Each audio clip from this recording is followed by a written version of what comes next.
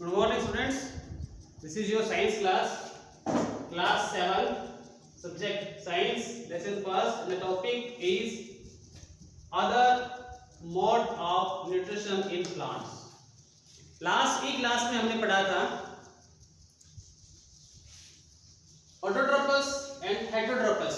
Autotrophous, which organisms make their own food.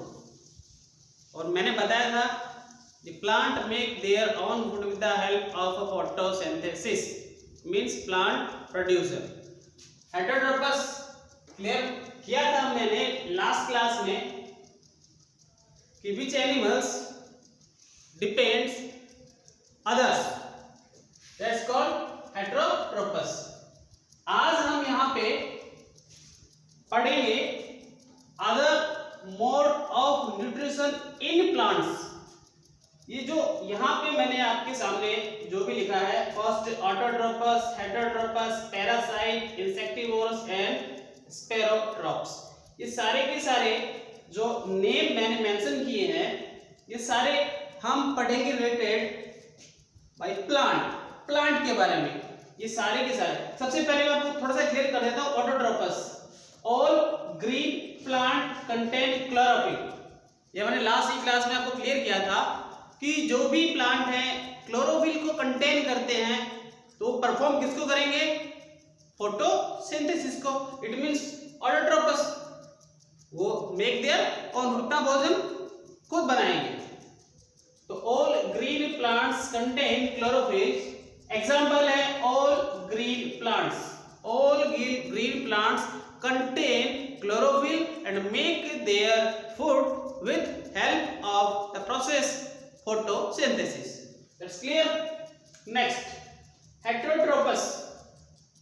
अब हम यहाँ पे पढ़ेंगे कि heterotrophous सर कोई प्लांट भी जो है वो heterotrophous हो सकता है. It means plants depend others. ऐसा भी कोई प्लांट है जो कि others पे डिपेंड हो सकता है. यहाँ पे देखो do not have chlorophyll. अब इनमें क्लोरोफिल नहीं है, इसका मतलब it means they depend others, they can not make their food. अब यहां मैंने एग्जांपल लिखा है आपके सामने, फंगी. फंगी को हम हिंदी में बोलते हैं कवक. और एज यूजुअल आपको मैं अच्छा एग्जांपल बता देता हूं.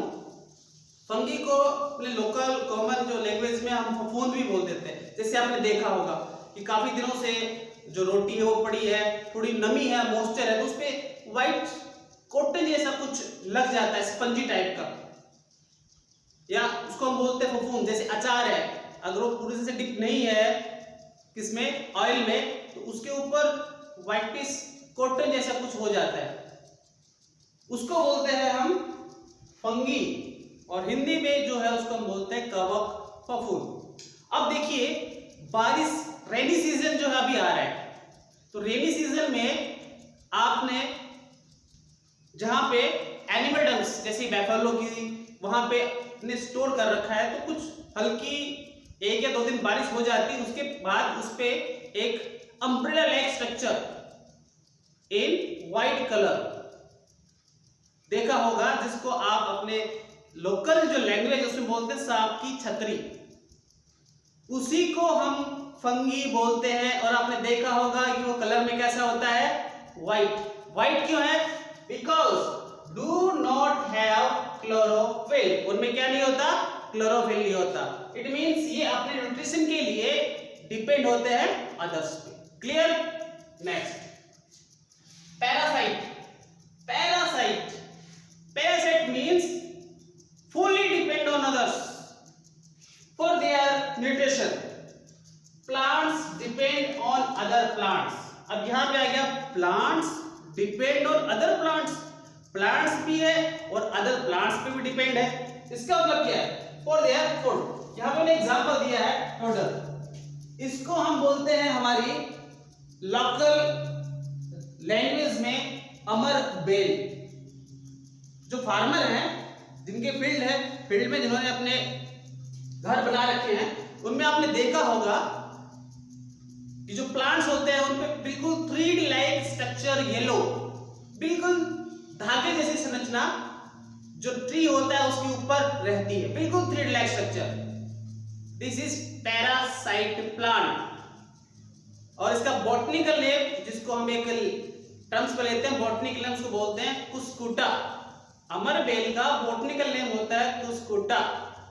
क्लियर हो गया?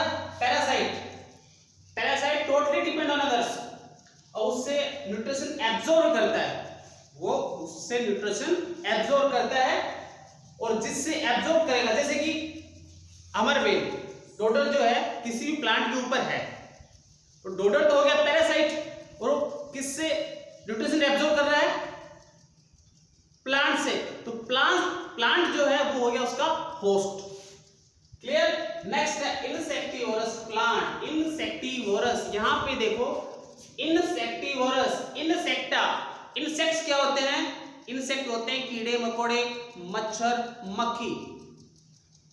That's all called insect. अब यहां पे है इंसेक्टिवोरस प्लांट। इंसेक्टिवोरस प्लांट, इसको हम कार्निवोरस प्लांट भी बोलते हैं, मांसाहारी।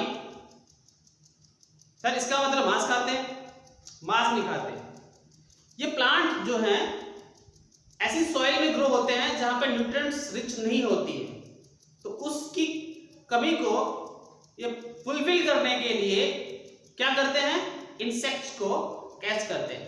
और एग्जांपल जो है इनके, अब यहां पे देखो, plants which drive their food from, sorry ये स्पोरोफाइट आ गया, carnivorous plant, Venus fly trap and pitcher plant. Picture का मतलब होता है, पिक्चर होता है घड़ा। अब मैं आपको एग्जांपल करके बताता हूं। पिक्चर प्लांट में इस प्रकार से एक पिक्चर होता है और उसके ऊपर ये ट्रैप होता है। जैसे ही इसमें कोई भी इंसेक्ट आता है, वो धीरे से ये जो ढक्कन है यूं बंद हो जाता है और वो उस पिक्चर में अंदर गिर जाता है, ट्रैप हो जाता है। अब ट्रैप होने के बाद क्या होगा? ये जो पिक्चर प्लांट जो होता है, इनके अंदर होते हैं डाइजेस्टिव जूस, जो कि इंसेक्ट के जितने भी न्यूट्रिएंट होते हैं उसको एब्जॉर्ब कर लेते हैं। Clear? That's called pitcher plant. ये तो ये पिक्चर प्लांट की बात। अब मैं आपको एक अलग जो स्ट्रक्चर है पिक्चर्स प्लांट की वो बताता हूं। सेकंड स्ट्रक्चर इज दैट ये यूं खुला रहेगा, जैसे ही इसके अंदर इंसेक्ट आएगा, दैट्स क्लोज, ये बंद हो जाएगा। In the process the digest juice digest the insect and absorb the nutrients. Clear? Next is spherotrophs. Spherotrophs, plant which derive their food from dead and taking organic matter. इसका मतलब है सड़ती एवं गली हुई या मृत जो चीजें हैं उनके ऊपर उगने वाले जो प्लांट्स हैं वो कहलाते हैं स्पैरोफाइट्स या स्पैरोट्रॉप्स। अब यहां पे हम देखें तो यहां पे हम एग्जांपल स्पैरोट्रॉप्स में फंगी का ही ले सकते हैं, फंगी भी ले सकते हैं, क्योंकि ये डेड एंड टेकिंग मटेरियल जो होते हैं ऑर्गेनिक। अब जैसे मैंने जो एनिमल डस्ट बताया था, वो बहुत ही अच्छी मेन्योर होती है ऑर्गेनिक में, जिसको हम बोलते हैं खाद, जो खेतों में डाली जाती है। तो ये सिर्फ उसी पे ही ग्रो होता है। It means saprotrophs, plant which derive their food from dead and the taking organic matter, that's called spirophytic plant. Is that clear? अब मैं आपको इसके बारे में थोड़ा होमवर्क दे देता हूं।